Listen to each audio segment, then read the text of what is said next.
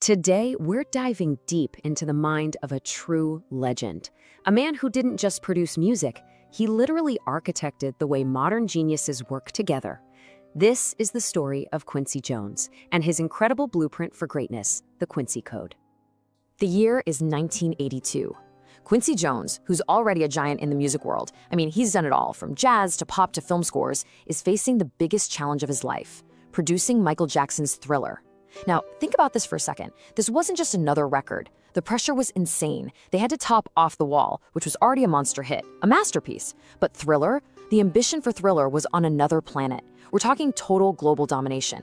It had to be a cultural event, like a shockwave felt around the world. And Quincy knew, deep down, the old way of making records just wasn't going to cut it. The whole game was about to change. And right there, staring down this impossible task, Quincy has this light bulb moment. A fundamental realization. He understood that to create something this massive, something that would literally saturate the entire planet's culture, he couldn't just be the boss barking orders. No way! He had to become something else. He had to become a master facilitator. He realized that the kind of excellence he was chasing wasn't about command and control. It was about mastering the entire ecology of collaboration. I love that word, ecology. It's this living, breathing system of talent, trust, and ideas. And that one single insight, right there, that's the key to everything that comes next. All right, so here's how we're going to break this down. First, we'll look at the Thriller challenge that really forced his hand. Then, we'll dig into the universal language he created, which was born from a lifetime of struggle and discipline. After that, we're going to define the Quincy Code itself, all three core pillars. Then we'll see how he actually put it into practice with real concrete systems. We'll look at his incredible legacy, and then, most importantly, we'll talk about what this all means for you. Okay, let's dive right in. The Thriller sessions. This wasn't just about making hits. This was about building a phenomenon from the ground up. And Quincy knew that the old-school top-down studio model, the one he grew up with, wasn't just inefficient, it was a roadblock.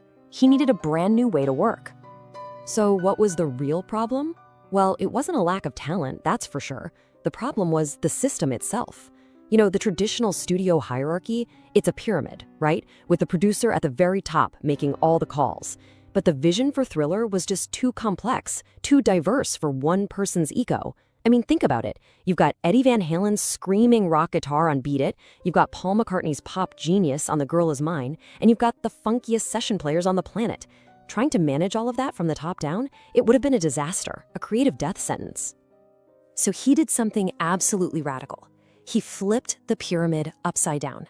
Instead of sitting at the top, he put himself right in the middle, like the central hub of a network. His job wasn't to dictate anymore, it was to connect, to translate, to empower.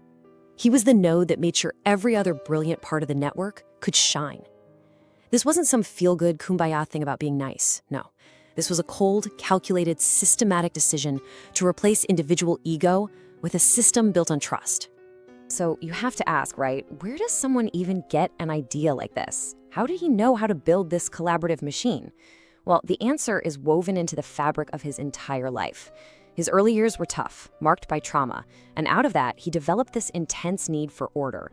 And he found that order in the beautiful structure and discipline of music. That drive pushed him to systematically attack and master every genre he could.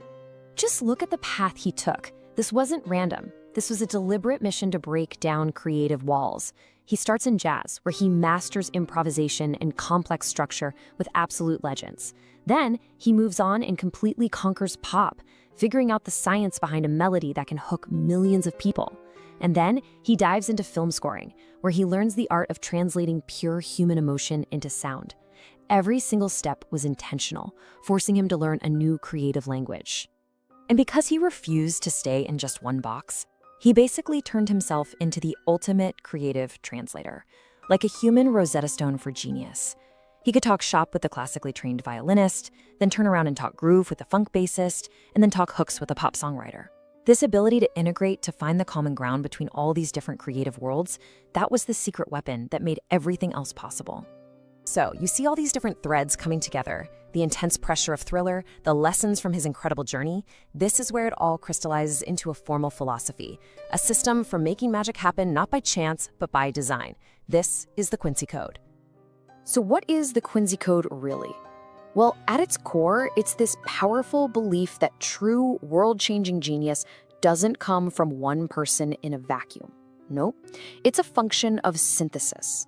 It's about bringing the right elements together, the right people, the right ideas, in a space that's totally free of ego. Greatness isn't just created out of thin air. It's carefully, brilliantly synthesized from a collection of other great things. And this whole philosophy is built on 3 core pillars. Think of these as the operating system for his method. First, the Ego Subtraction Mandate. Second, the Maximum Competence Principle. And third, the Genre Translation Protocol. Let's break down exactly what these mean. First up, the Ego Subtraction Mandate. And honestly, this is the hardest and most important rule of all.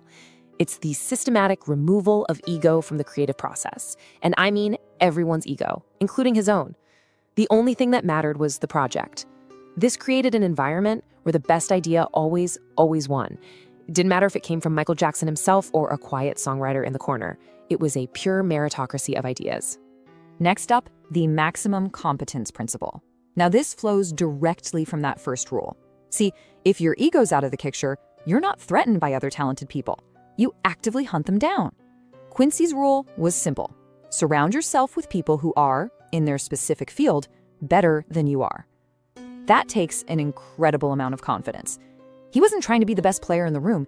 He was trying to be the best curator of masters in the world. And finally, we have the Genre Translation Protocol. This is where his unique history became a flat-out superpower. Okay, you've got a room filled with the best of the best, but how do you get them all on the same page? Quincy was the bridge. He was the universal translator. He could take a feeling Michael wanted, explain it in technical terms to the string section, and then describe that exact same feeling to the rhythm section as a groove that needed to be in the pocket. He allowed all these different languages of genius to merge into one. Okay, so we've got the philosophy. But a philosophy without a practical system is, well, it's just talk. So how did Quincy actually bring the code to life in the studio? He didn't just cross his fingers and hope for magic. He designed systems that would actually produce it. Check this out. One of his most brilliant systems was what he called the leave space and final polish protocol. Now, a normal producer might fill up every single second of a song with instruments. Quincy did the exact opposite. He would intentionally design his arrangements with empty spaces, with gaps. Why? Because he knew a genius like Michael Jackson would instinctively fill those gaps with his iconic ad-libs, his hee-hees, his little gasps. He was literally architecting empty space for magic to happen.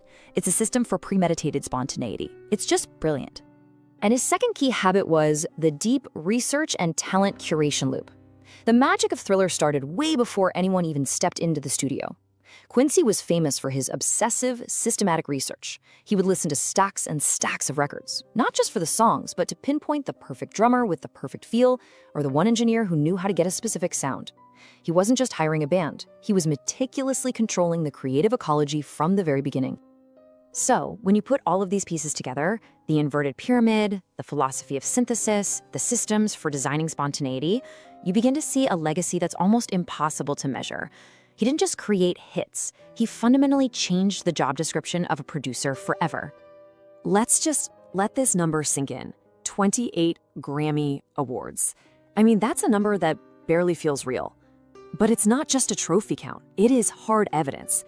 This kind of sustained excellence across so many genres and decades, that's not luck. That is the undeniable result of a ruthlessly effective system applied over and over to create masterpiece after masterpiece. And this right here is the core of his legacy. Quincy Jones transformed what it means to be a producer. Before him, the job was often like a project manager. Handle the budget, keep things on schedule. Quincy redefined the role. He became the master architect of collective genius. His primary skill wasn't playing an instrument. It was identifying, assembling, and unleashing the genius in others. And his long-term impact, well, the Quincy Code basically became the new playbook. He institutionalized this whole idea of collaborative synthesis.